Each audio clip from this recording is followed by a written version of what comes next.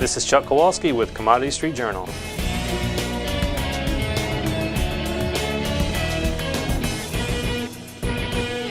This is Chuck Kowalski with Commodity Street Journal. Today is Wednesday afternoon, May 8th. In this segment, we're going to cover the energies and the metals commodities. We'll start off with the metals markets. First thing I want to talk about is the copper market. As we've been discussing this for a while, copper market found a nice technical bottom just above $3 after a massive sell-off. Held it twice, and then we started to move higher, and it accelerated higher. It looks like that was a good value area for the copper market. I think the outside markets, the stock market's been doing very well. That's helped out a lot.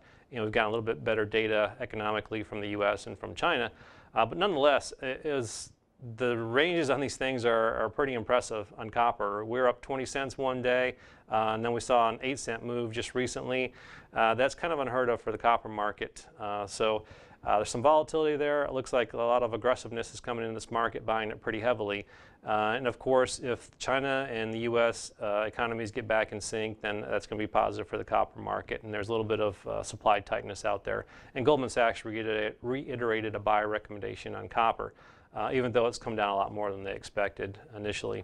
The precious metals markets, gold and silver, now those two are a different category. They bounced off of their lows after we saw the massive washout, and now they're starting to retrace. And they've had a pretty good retracement, but it's been a very quiet retracement.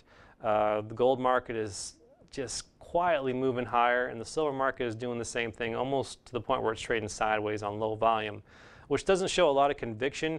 I think a lot of people were shell-shocked from the big sell-off that we had.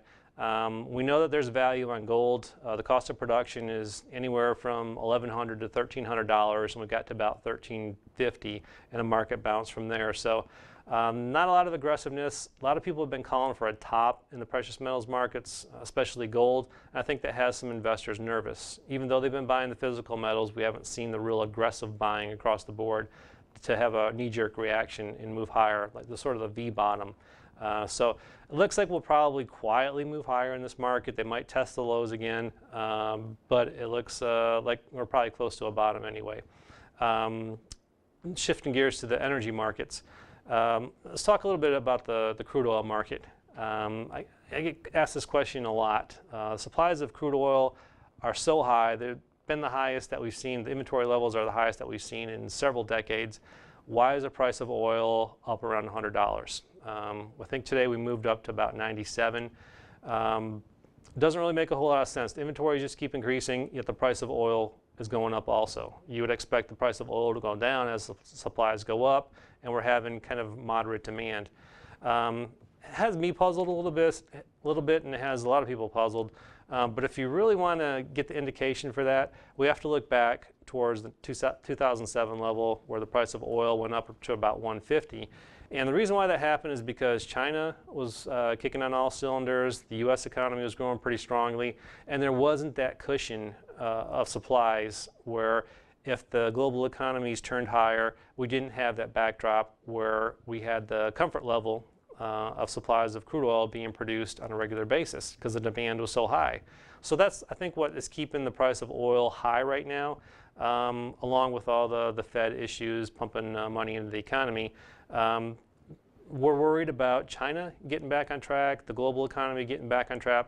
If Europe and the U.S. and China and India are all starting to do a lot better, eventually we're going to start to eat through those excess supplies pretty quickly, probably quicker than most people expect. Whether that's going to happen, I don't know, but that's probably what's keeping a premium in this market right now. But logically, if we had a sell-off of $20 or $30 in this market, it would make sense with the inventory levels that we have right now. But technically, right now, we went down into the 80s, we bounced off of that, and now we're trying to test the upper ranges of the $90 level, maybe the $100 level.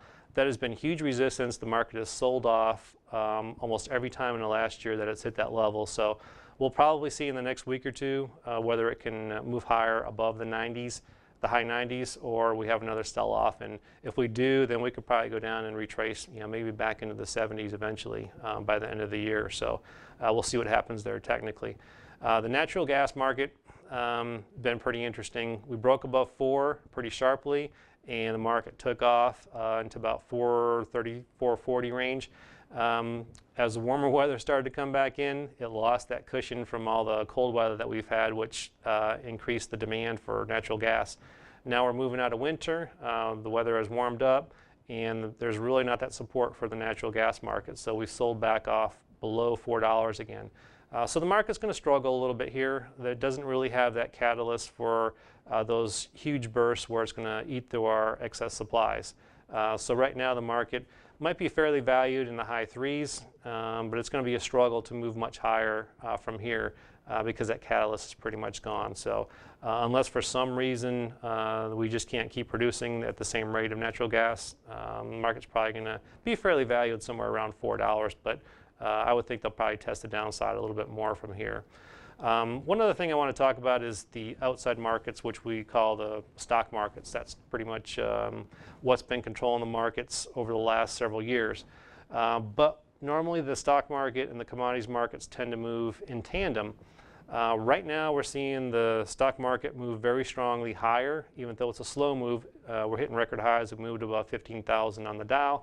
But commodities are not participating at the same rate that you would expect. The grain markets aren't, the soft markets aren't, the metals markets really haven't, and energy markets are kind of struggling up at these levels, although they've been doing fairly well. But overall, commodities have not been keeping pace. We've seen situations like this a couple times over the last few years, and money might rotate out of the stock market back into commodities as the stock market might start to plateau a little bit at these high levels. You could see a lot of excess money trickle back into commodities, and commodities might move a little bit higher than expected. So it might be more of a cyclical rotation into commodities in the near term. So something to keep an eye on, because commodities are kind of undervalued right now compared to what the stock market's been doing. So till we talk next time, we'll keep you updated. This is Chuck Kowalski with Commodity Street Journal.